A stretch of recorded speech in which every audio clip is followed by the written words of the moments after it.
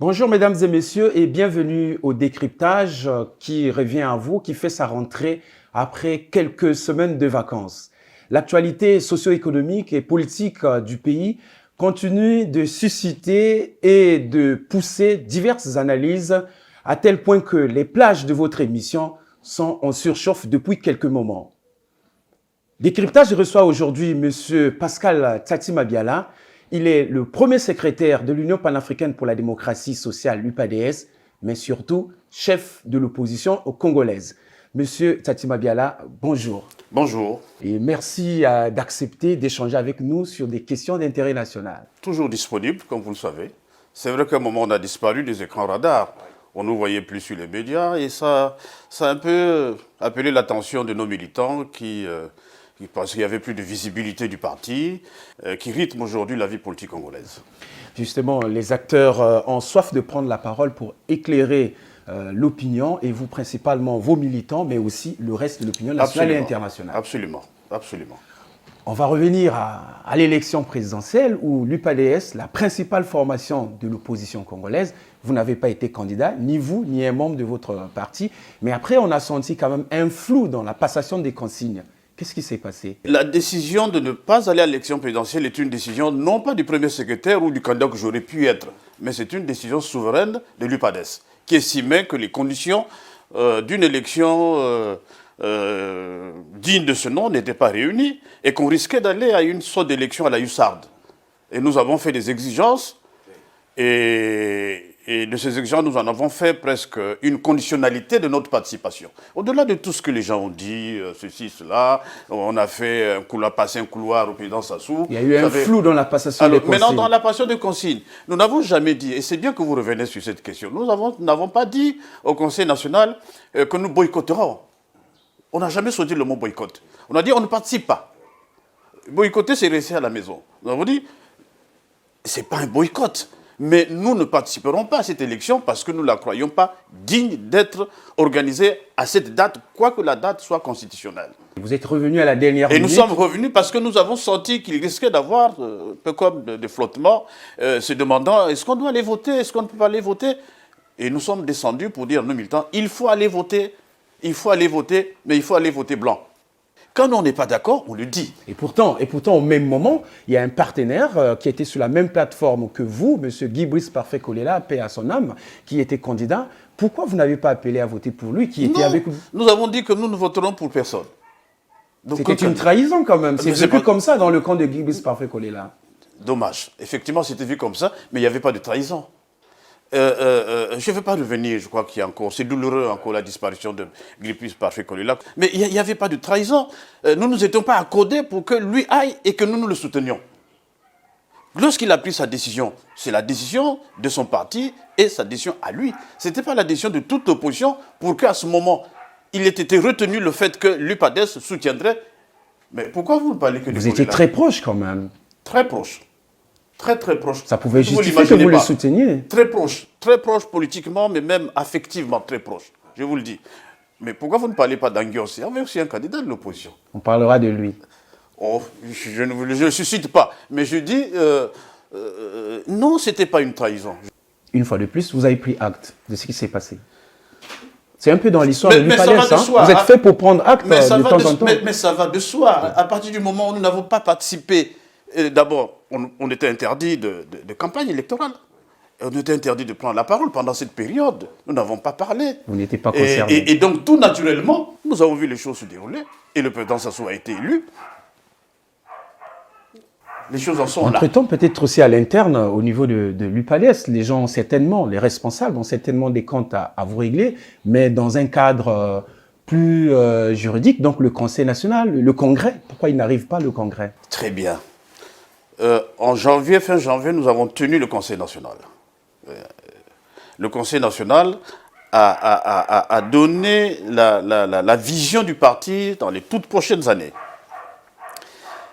Librement, le Conseil national a retenu, qu'il faut prioriser les élections législatives locales et sénatoriales. Que c'est après ces échéances, immédiatement, que nous tiendrons le Congrès. Donc j'écoute, je lis sur la toile les militants qui s'invectivent.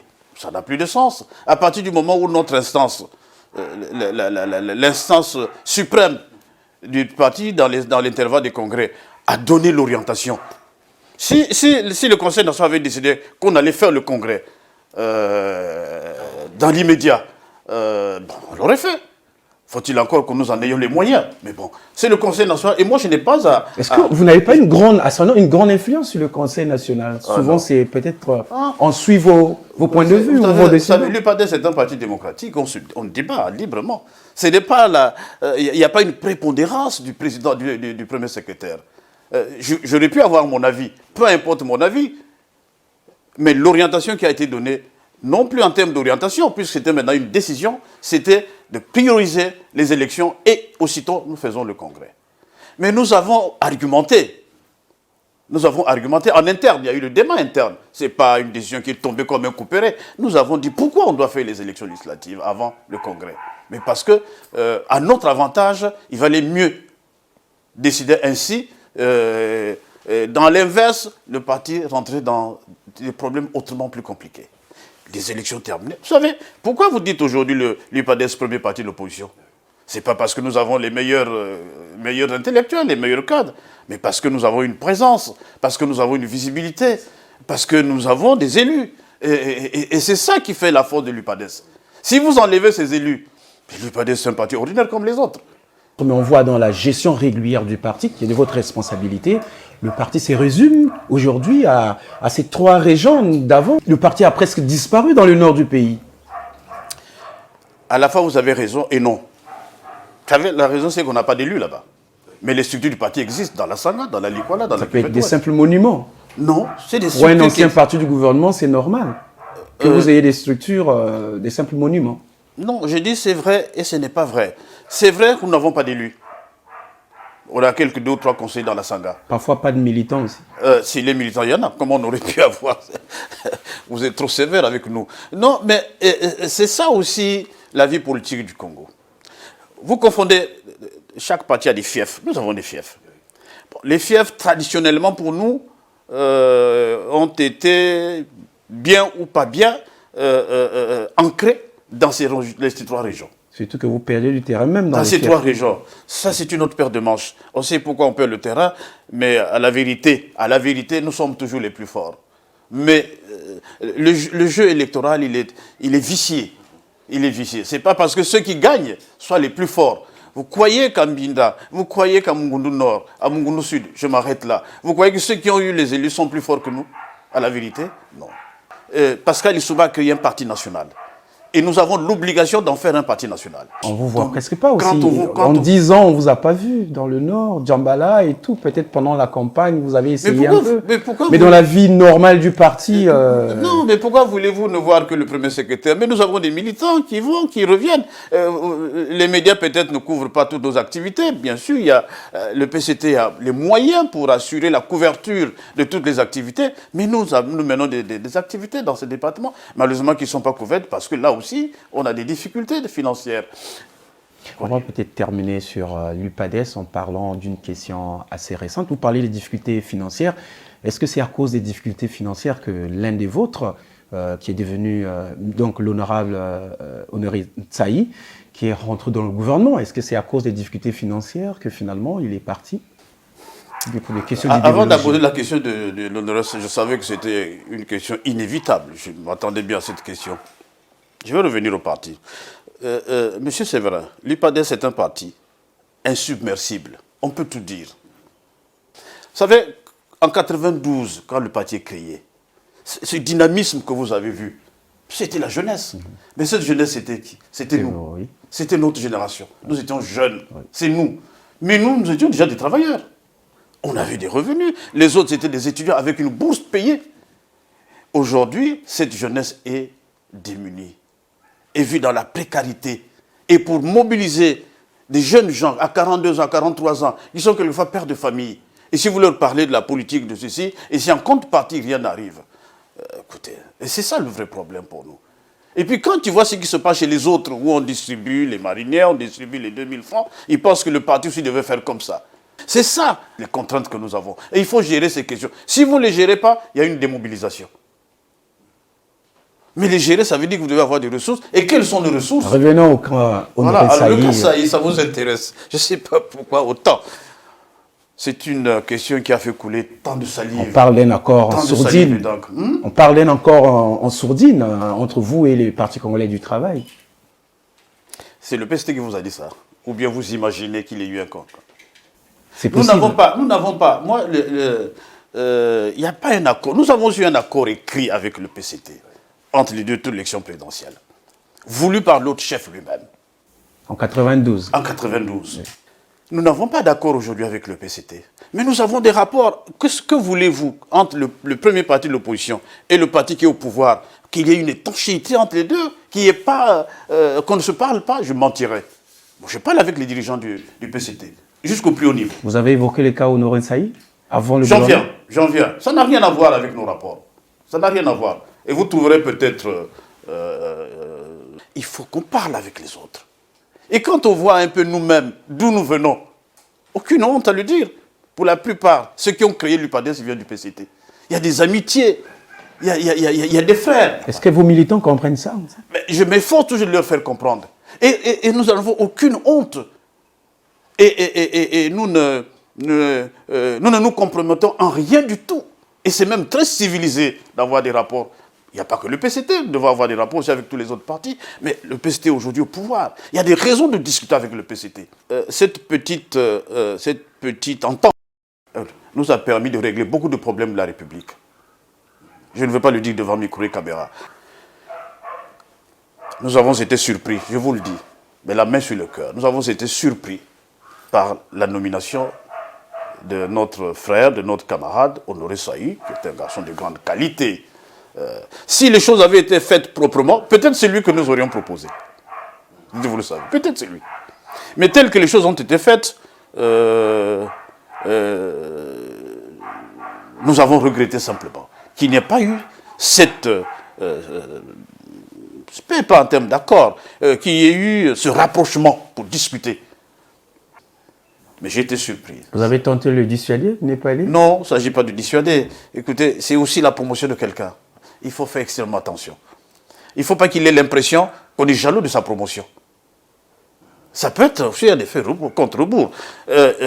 C'est lui, en son âme et conscience, sans en avoir eu l'avis de son parti, il a décidé d'aller servir la République, dit-il, au gouvernement. Là, j'ai pris acte, nous avons pris acte à un moment donné. Mais il a été en 1992, vous avez proposé Isidore Mvouba pour entrer dans votre gouvernement. Il a refusé quand même. C'est différent. C'est pas comme ça, c'est pas passé comme ça. Je regrette. Et la vérité ne sera pas dite exactement. Est-ce que c'est lui-même, le président Mvouba, qui déforme la vérité ou c'est les militants, je ne sais pas. Je lui dis, il m'entend, il me suit.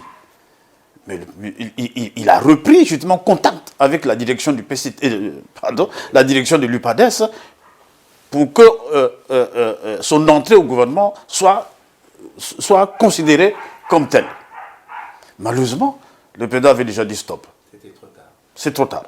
C'est comme ça qu'il n'est pas rentré au gouvernement. Je vous le dis, très franchement. Et l'honorable donc, chez nous, Saï vous dit que dès qu'il va finir sa mission... c'est pas une cooptation. D'accord. Quand il finit sa mission, il reviendra au parti. Attendez. Comment ça a été apprécié? Chez nous, ce n'est pas une cooptation. Chez nous, ce n'est pas une cooptation. C'était négocié avec le PCT. C'est ça qu'il faut savoir. C'était négocié avec le PCT. Nous n'avons pas inventé Henri Okemba. Nous n'avons pas inventé Grégoire Lifoba. Pas plus que nous en avons inventé d'autres. Ce n'est pas une cooptation, ça résultait d'une négociation avec les autres. Ça n'a pas été le cas pour nous. Le PCT ne nous a pas appelés pour discuter.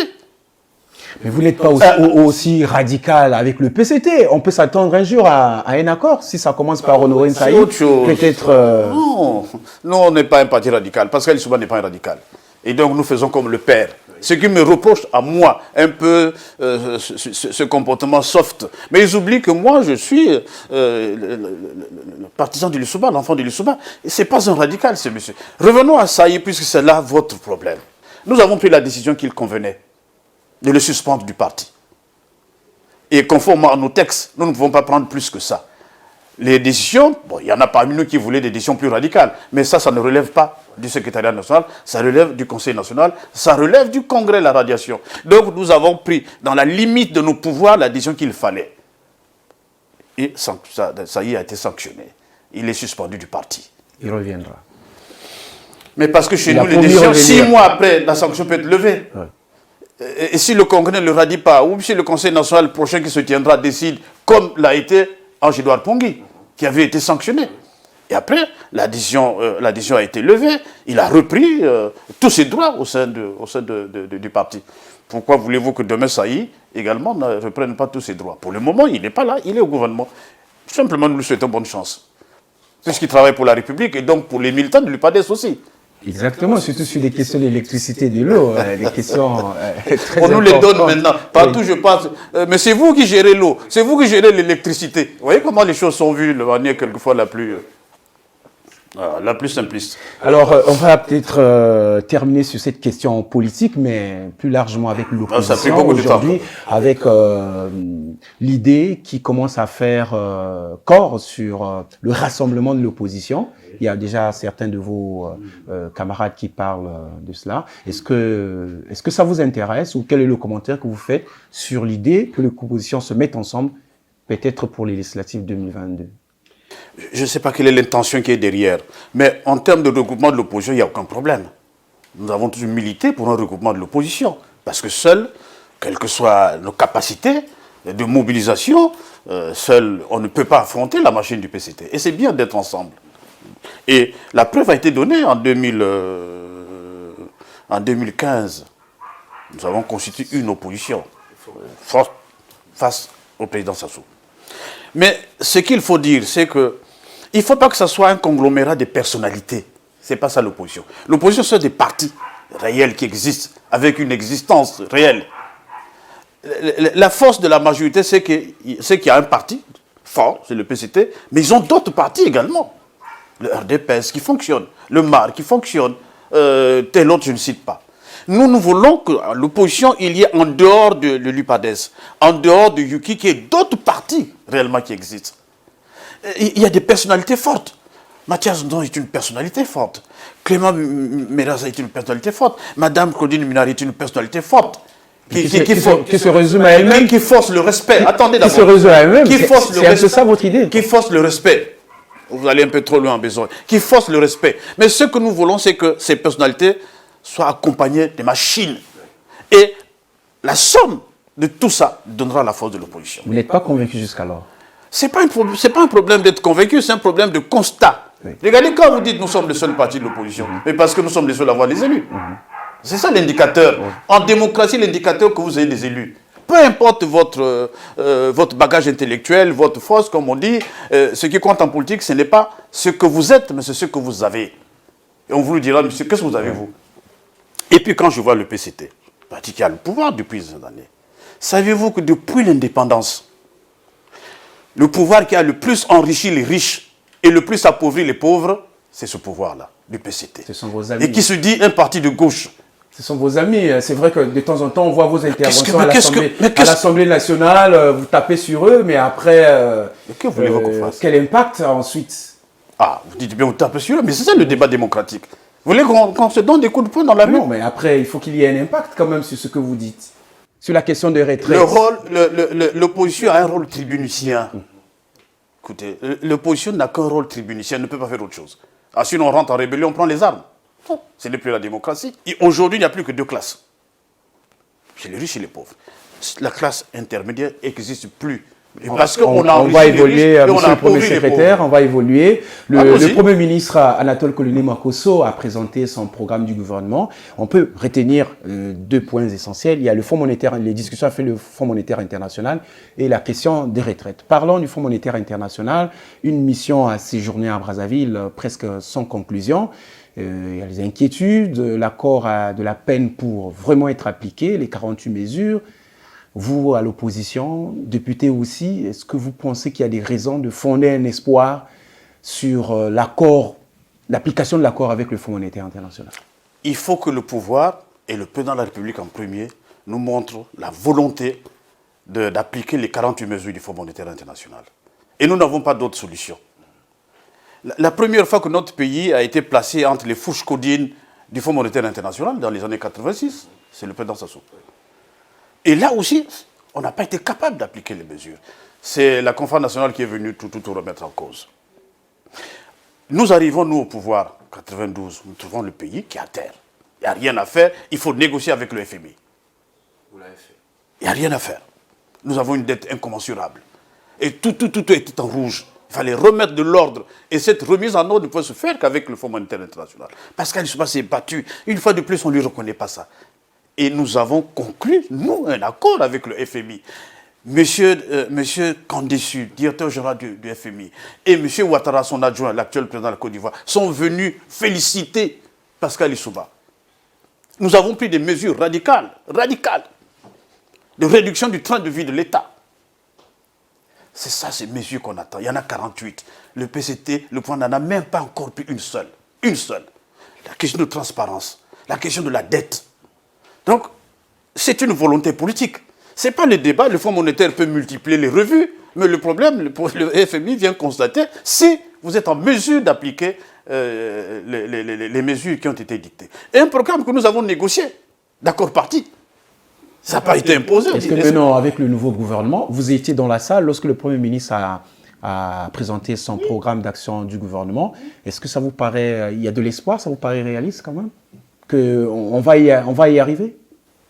Accordons-lui le bénéfice du doute, c'est ce que nous avons dit. Et maintenant, c'est un peu plus ou moins établi en démocratie. Il faut un temps de grâce. Souvent, c'est 100 jours, 3 mois. Dans 3 mois, nous allons sortir maintenant pour voir s'il y a un début d'exécution de tout ce qu'il a dit. La première question, combien ça coûte ce programme-là? Combien ça coûte? C'est tellement ambitieux, mais combien ça coûte? Il n'a pas de chiffre. Un programme doit être chiffré. Combien de milliards? Et comment on va le financer? Le pays est surendetté. Nous n'avons pas une épargne privée dans le pays pour financer tout ça. Comment il va faire? Je crains que ça ne soit que de très bonnes intentions. Et comme je l'ai dit tout à l'heure, vous savez, même les cimetières sont pavés de bonnes intentions. Et la bonne volonté du Premier ministre, il faut la louer, mais elle ne suffit pas. Il faut prendre des actes, il faut prendre des décisions. Qu'est-ce qu'il va faire? Ça a tout l'air d'un parfum d'une rupture. C'est comme s'il y a une rupture. Quand j'écoute certains ministres, mais il y en a qui oublient qu'ils étaient dans le gouvernement qui a été défait là. Qui tout était au gouvernement. Est-ce qu'on peut croire que ceux qui ont placé le pays dans la situation actuelle soient ceux qui viennent le redresser? J'en doute un peu, mais possible. Il reprend la construction des 12 hôpitaux généraux. C'est beaucoup d'argent. Il faut non seulement les construire, les équiper, les entretenir. Pendant ce temps, l'existant est en train de mourir. Je ne comprends pas la logique du président. On ne s'occupe pas de l'existant. L'université, c'est la même chose. On a construit Kintélé, c'est bien. Mais Marien Ngouabi est en train de mourir, là. Il faut se lever, les étudiants se lèvent à 5 h du matin pour avoir une place dans l'amphithéâtre. Les laboratoires n'existent même plus. Regardez comment. Je pensais qu'un investissement comme celui qui a été fait Kintélé, en augmentant les capacités d'accueil, mais aussi peut-être les filières de formation, aurait bien suffi. Et nous avons une grande université. S'il en a une deuxième à construire, bien, nous avons applaudi puisqu'il va construire l'université à Pointe-Noire. C'est là qu'il fallait construire une université professionnelle à Pointe-Noire. Et tout se prête normalement pour que Pointe-Noire accueille. Mais il y a un rattrapage, c'est bon. C'est des projets qui passent quand même à l'Assemblée nationale aussi. Que ça ne soit pas simplement par faire de campagne électorale aussi. Parce que quand je vois tout ça, comment on va le faire? Il n'y a que 5 ans. On a l'impression qu'il constate que on a laissé s'envoler des opportunités et qu'il faut les rattraper. Ça devient comme un programme d'urgence. Vous voyez? Ça devient comme un programme d'urgence. Mais ce qui est urgent, quand on dit ce qui est urgent, c'est comme si c'est déjà trop tard. Mais j'ai dit, soyons respectueux. Soyons ces hommes responsables. Il y a un programme. C'est de toutes les questions que nous nous posons. Le Premier ministre, dans les 5 jours, va commencer déjà à nous donner des réponses. Et peut-être les retraites, on va dire un mot. On va terminer justement par la question des retraites. Aujourd'hui, une bonne classe, une couche de la société ploie sous de nombreuses difficultés. C'est des gens qui ont travaillé, qui broient du noir aujourd'hui parce qu'ils n'ont pas leur pension, beaucoup de mois d'arriérés. Le Premier ministre a été franc. Il dit, sur les 11 milliards, il peut rassembler dans un trimestre 4 milliards. Il est un grand cap, donc on ne pourra pas payer. Il peut payer 1 mois à peu près pour les retraites. Est-ce que ces chiffres vous paraissent réalistes ou bien erronés? Ou bien sa franchise non, vous touche? Il faut louer sa franchise. Non, je ne vais pas dire que ce n'est pas vrai. Il a donné des chiffres exacts. C'est-à-dire qu'aujourd'hui, l'État ne peut disposer que de 4 milliards par mois. Or, il en faut 11 pour assurer le paiement régulier des retraites. Et il ne nous dit pas qu'est-ce qu'il va faire. C'est une impuissance. Mais un pouvoir qui vient vous avouer son impuissance, il démissionne. Donc, lorsque le Premier ministre vient nous dire, avec sa franchise, que nous ne pouvons pas, en fait, payer les cotisations, parce qu'il nous faut trouver 7 milliards, et il ne nous dit pas où est-ce qu'il va les trouver. Je pensais qu'en même temps, ils nous disent, non, voilà ce qu'il faut faire. Nous avons ce déficit. Nous avons fait des propositions en ce qui concerne les retraites. D'abord qu'il faut un débat national sur les retraites. Il ne faut pas que ce soit une patate chaude que l'on file le pouvoir. Nous, on a géré les retraites. C'est pour ça que je le dis toujours avec responsabilité. Ce n'est pas une mince affaire. Hein. Croyez-le. Je ne me répands pas comme ça de critiques. Non, c'est très sérieux. Il faut un débat national. J'avais suggéré au ministre Ayessa, qui avait très mal pris ça malheureusement, il faut un débat national. Ce n'est pas une question d'opposition, majorité, non, c'est une question vitale. Qu'est-ce qu'il faut faire? Et le Premier ministre, en nous présentant la situation, a marqué son impuissance en égalité. La première des choses, banale, on ne peut pas assurer le traitement régulier des fonctionnaires et ne pas assurer ces retraités. Là aussi, il faut regarder. Peut-être qu'on peut prendre une ponction ici pour assurer, au lieu de 1 mois, peut-être qu'on peut faire 2 mois. Si on diminue, parce que la crise, ce n'est pas les retraités qui ont provoqué la crise pour qu'ils soient les seuls à la supporter. Et les autres Congolais. Et vous aussi à l'Assemblée. Non, régulièrement, les émoluments, les gros émoluments d'ailleurs. Vous êtes prêt à faire les sacrifices? Bien sûr. Moi, je fais ce que je dis. Je suis prêt à faire les sacrifices. Voyez-vous. Donc, ils sont désarmés. À la limite, si on nous étions un peu méchants, on dit, mais quittez, donnez-nous le pouvoir, nous on va régler la question des retraites. Parce que vous n'avez même pas d'idée. Mais pas d'idée du tout. Il faut trouver 7 milliards. Mais un peu d'équité. J'insiste sur cette question. Ce ne sont pas les retraités qui ont provoqué la crise pour qu'ils soient les seuls à supporter aujourd'hui la crise. C'est nous tous, y compris les fonctionnaires qui, eux, ont leur salaire. Je ne suis pas contre les fonctionnaires, c'est bien. Mais les fonctionnaires sont heureux de voir les retraités ne pas avoir leur retraite comme eux, qui l'ont tous les mois. On peut réduire, au lieu de tous les mois, eux aussi au moins tous les 2 mois. Et comme ça, on peut avoir, sur les 7 milliards de déficit, on peut peut-être réduire le déficit et donner peut-être 2 mois sur les 3 mois. Deuxièmement, il faut revoir fondamentalement la philosophie de retraite. S'il n'y a pas d'argent, c'est vrai, il n'y a pas d'argent. C'est un système qui est basé sur la solidarité. Mais il y a des limites. Cette solidarité ne fonctionne, ne joue que lorsque vous êtes dans une situation de plein emploi. La fonction publique recrute, il y a des actifs qui entrent, ainsi de suite. Il y a ce qu'on appelle le plein emploi. Ensuite, vous avez l'État qui a des moyens, justement, parce qu'il faut une subvention d'équilibre. Il y a 2 obligations de l'État. La première obligation, c'est en tant que patron.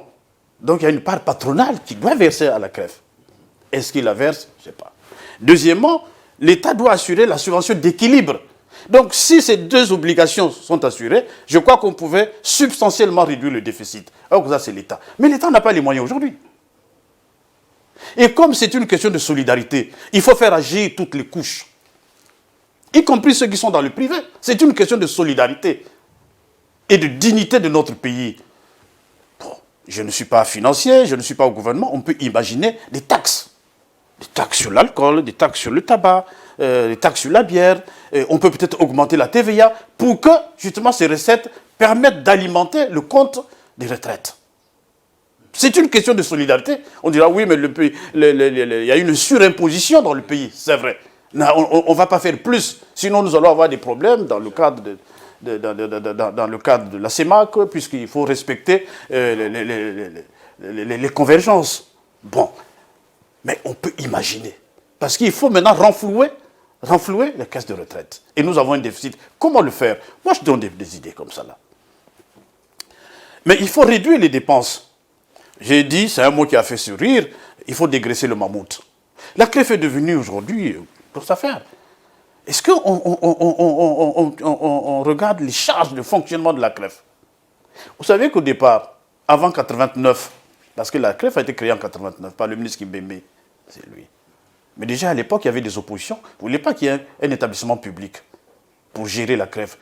une simple direction au ministère des Finances ou bien au ministère du Travail suffirait. Et on n'a pas toutes ces charges-là.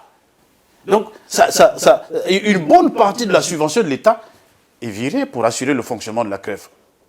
Ils ont des retards de salaire, eux aussi, c'est vrai. Mais quand même, il y a une partie qui va là-bas. Si on peut ramener la CREF à ce qu'elle était avant, pour diminuer les charges de fonctionnement. Et pourquoi un établissement public?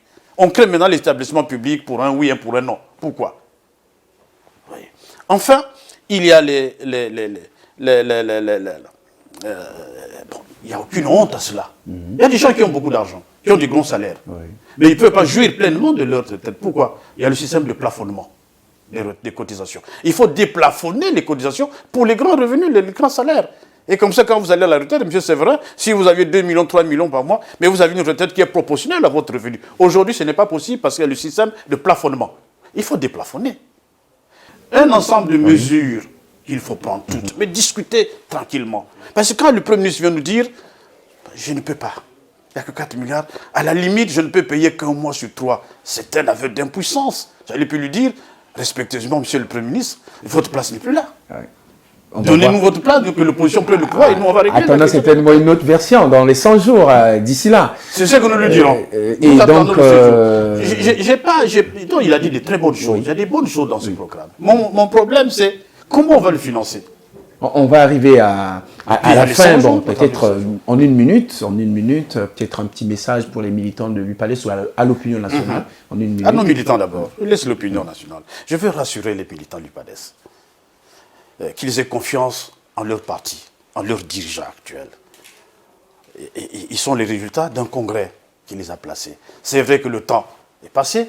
Nous sommes au-delà de la date de convocation du congrès. Mais c'est à nous de gérer cette période. On n'a pas à s'invectiver, on n'a pas à inonder la toile d'insultes. C'est notre parti. Nous avons pris une décision au Conseil national. Il faut la respecter. Et elle a toute sa logique. Et après, nous tiendrons le congrès. Il n'y a pas de tsunami, il n'y a pas de... et ce n'est pas la première fois que l'UPADES ne tient pas un congrès à date échue. Ce n'est pas la première fois. Est-ce que c'est la tête de Tsatima Abialé qui est mise à prix? Moi, je rigole. Mais je vous dis, moi, j'ai donné ce que je pouvais donner. Et vous êtes prêt à passer la main aujourd'hui? Regardez autour de moi, il y a beaucoup de jeunes. Je pense que d'ici, il faut commencer à regarder si... le témoin ne peut pas être passé, mais de manière la plus élégante pour ne pas simplement créer des troubles au sein du parti inutilement. Mais là où je suis, je ne permettrai pas le désordre. Tout se fera normalement. Merci, c'est clair. Le message est passé. Nous vous remercions. Mesdames et messieurs, nous sommes arrivés à la fin de cette émission. Nous remercions M. Pascal Tsatima Biala que nous avons reçu. Il est le premier secrétaire de l'Union panafricaine pour la démocratie sociale, l'UPADES. Merci. Et à la prochaine occasion.